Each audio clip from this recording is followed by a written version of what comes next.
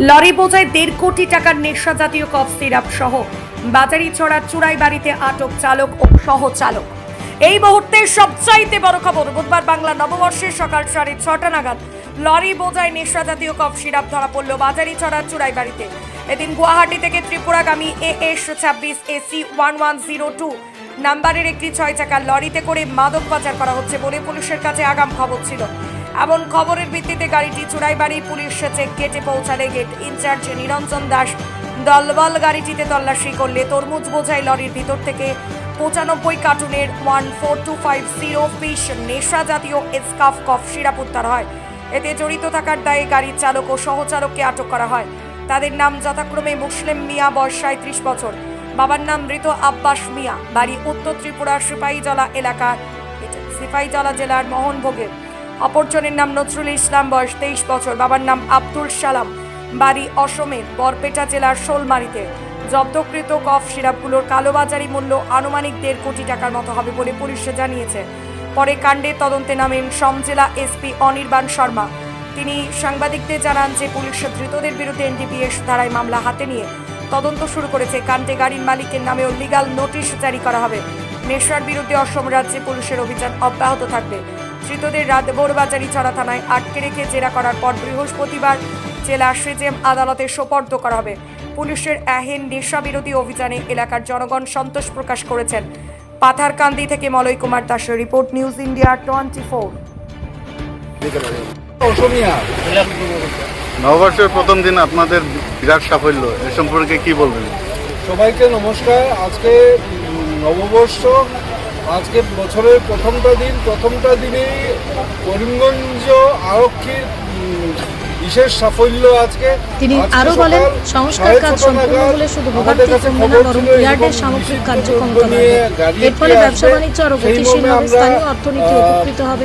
এদিকে এই উদ্যোগকে স্বাগত জানিয়েছে শিলচর গ্রেইনস মার্চেন্টস অ্যাসোসিয়েশন সংগঠনের সভাপতি প্রমোদ পাল বলেন, দীর্ঘদিন ধরে আমরা এই ইয়ার্ডের সমস্যার কথা তুলে ধরছিলাম।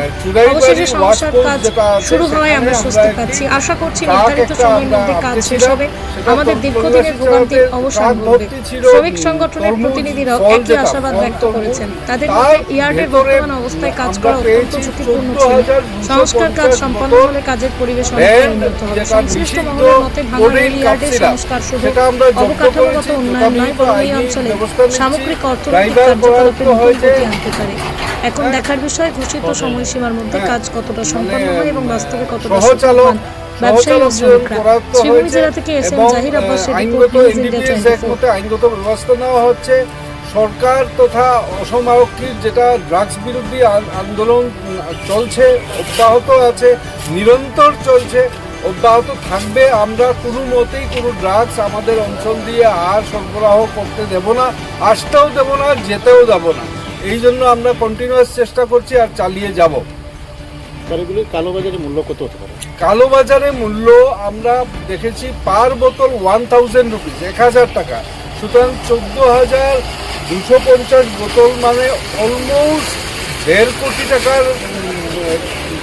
নিষিদ্ধ কঠিন কাপসার আজকে জব্দ হয়। দ্রুতদের বিরুদ্ধে কি NDPS আইনে কোনো মামলা নেবেন? কি বললেন? দ্রুতদের বিরুদ্ধে কি আইনগত কোনো অ্যাকশন নেবেন? আছে ডেফিনেটলি আইনগত NDPS এর মধ্যে যে ধারা লাগাতে লাগে সেগুলো লাগিয়ে কেস নেওয়া হবে, সহচালকের এগেনস্টে নেওয়া হবে, গাড়ির মালিককে আমরা সামন করবো, না নিয়ে করবো এরকমভাবে। প্লাস কোথা থেকে লোড হয়েছে, কোথায় যাচ্ছিল, কোন দিকে যাচ্ছিল, ত্রিপুরার দিকে। সুতরাং কোথা থেকে লোড হয়েছে সেগুলো আমরা খবর নেব, কোথায় লোড হয়েছে, কার থ্রুতে হচ্ছে, এসব আমরা এই সমস্ত পুঙ্খানুপুঙ্খভাবে ইনভেস্টিগেশন চালাবো এবং দোষীদেরকে উপযুক্ত শাস্তি দেওয়ার ব্যবস্থা আমরা করব। লরিটা কোথা থেকে আসছিল? গুয়াহাটির দিক থেকে আসছিল, ত্রিপুরা যাচ্ছিল। এই অবস্থায় আমরা চুরাইবাড়িতে আটক করে তল্লাশি চালিয়ে পেয়েছি। কই থেকে জিনিসগুলো নেওয়া হয়েছে? জিনিসগুলো কই থেকে নেওয়া হয়েছে? হ্যাঁ, কই যাইব?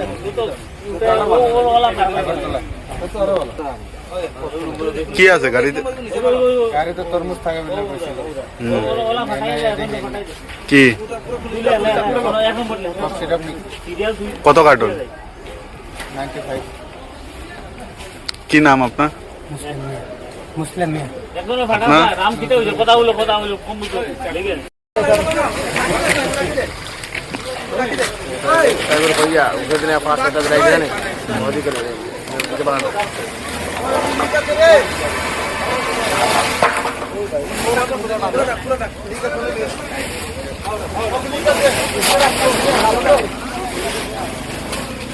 ओए राम क्लास देखिए क्लास हो नीचे ना चला फिर